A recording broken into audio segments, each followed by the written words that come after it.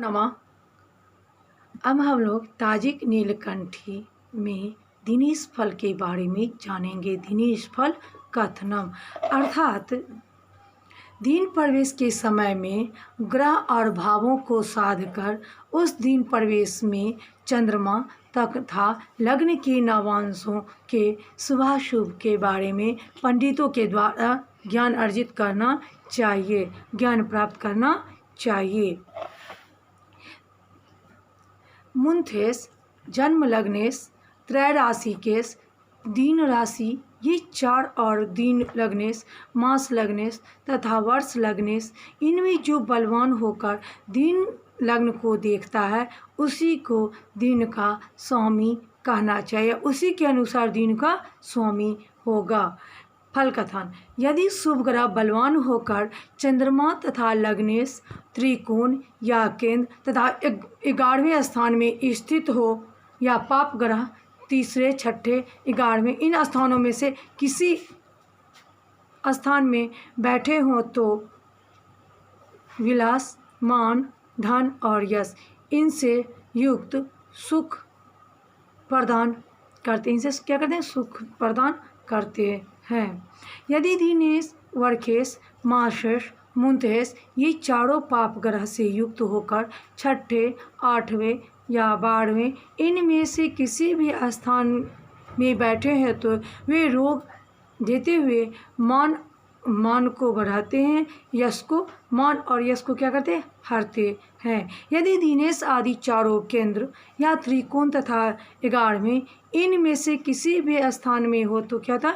सुख की प्राप्ति होती है। यदि सुख की, यदि दीन लग्न नवांश राशि शुभ ग्रहों से युक्त तथा मित्र दृष्टि से देखता हो तो वह आरोग्य, राज, शरीर, पुष्टि देता है। यदि उससे विपरीत हो तो मासोक्त रीति से शुभ अशुभ फल क्या कहता है?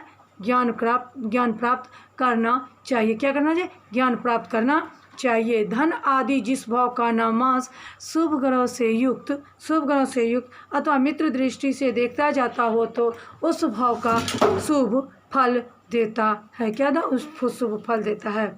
पाप ग्रहों से दुष्ट या उससे संयुक्त हो तो क्या होता है? दुख देता है।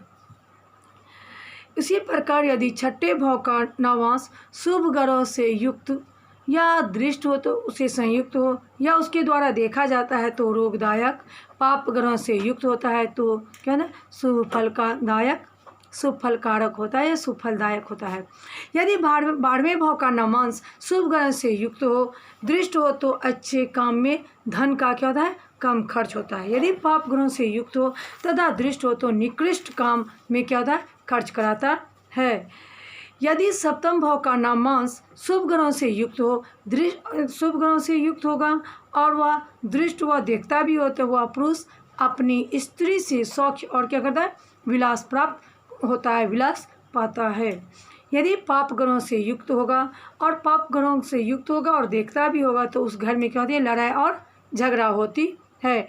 यदि पाप ग्रहों के मध्य में स्थित हो तो स्त्री की मृत्यु हो जाती है।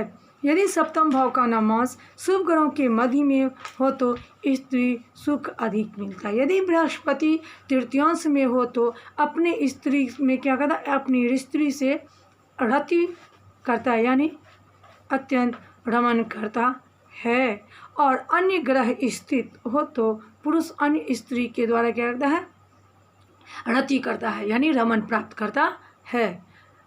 इसी पर यदि अष्टम भाव का नवांश लग्न से 8वें घर में स्थित होकर शुभ ग्रहों से युक्त होगा और वह दृष्ट शुभ ग्रहों से संयुक्त होगा और देखता होगा तो रणभूमि में क्या हो जाता है? मृत्यु हो जाती है। वह शुभ ग्रहों से मिश्रित पाप ग्रहों से युक्त होगा और देखता होगा तो मध्यम फल मिलता है। केवल पाप ग्रहों से युक्त और दृष्ट हो तो वर्ष लग्न के अनुसार सुख मिलता है, सुख प्राप्त होता है।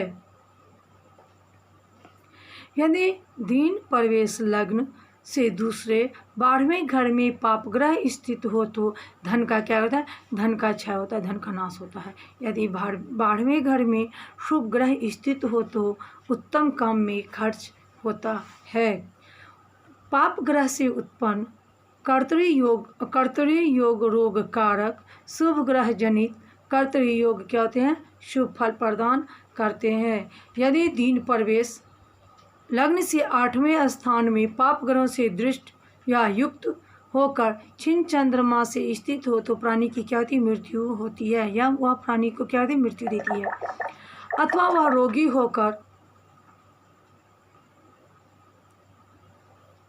वह रोगी होकर बैरियों से पकड़ा जाता है, किसी शत्रु या हथियार से क्या होता है, भयभीत होता है।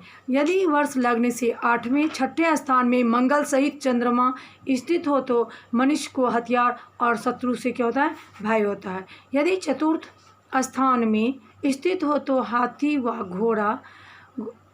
व घोड़े की सवारी से गिरकर चोट लगने का क्या होता है, भय होता है। शरीर में बहुत पीड़ा होती है, क्या होती है, बहुत पीड़ा होती है।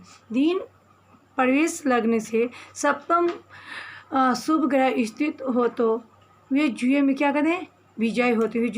वे जुए खेलते हैं, उसमें क्या कहते हैं, विजय प्राप्त हो जाते हैं। यदि दूसरे घर में रहते हैं तो क्या कहते हैं, सुख की प्राप्ति होती है। 9वें स्थान में हो तो धन राजगुरुत्व और कीर्ति प्रदान करते हैं, क्या कहते हैं, कीर्ति प्रदान करते हैं। दिन प्रवेश के समय में चंद्रमा जिस अवस्था में हो उसी अवस्था में तुल्य फल मिलता है, इसमें कोई संदेह नहीं है।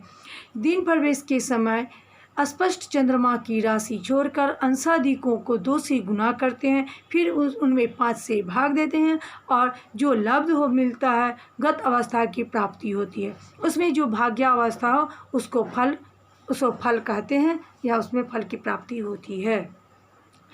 परसावस्था में चंद्रमा हो तो प्रदेशवास होता है, नष्टावस्था में तो द्रव्य का नाश होता है, मृतावस्था में तो मृत्यु की प्राप्ति होती है, जयावस्था में तो जय मिलती है, हास्य में कामनियों के साथ विलास प्राप्त होता है, रति अवस्था में रति प्रिय विषय सुख मिलता है, किरा अवस्था में सौख्य होता है, किरीता अवस्था में सौख्य होता है, प्रसूता अवस्था में नींद और कला होता है। इसी तरह भुक्ति अवस्था में के देह में पीड़ा, ज्वरावस्था में भय, कंपिता अवस्था में ताप, ज्वर हानि, सुस्थिता अवस्था में सुख होता है। क्रमशः ये फल घटते हैं, क्या होते हैं, फल घटते हैं।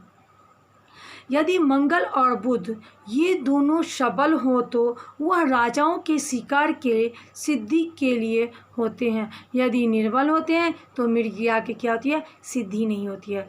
जल संज्ञक राशियों अर्थात कर्क, वृश्चिक, मीन में जल संबंधी शिकार क्या होते हैं, सिद्ध होते हैं। पर्वत संज्ञक राशि जो है वह मेष, सिंह, धन में पर्वत संबंधी क्या होते हैं, शिकार सिद्ध होते हैं। इसी प्रकार से यदि लग्न और सप्तम स्थान के स्वामी दोनों निर्बल होकर पहले, चौथे, 7वें, 10वें इनमें से किसी भी स्थान में स्थित हो तो मृगया क्या होती है, कलेशदायिनी होती है। यदि वे दोनों बलवान होकर केंद्र में स्थित हो तो मृगया क्या होती है, शुभ फलदायिनी होती है, होती है।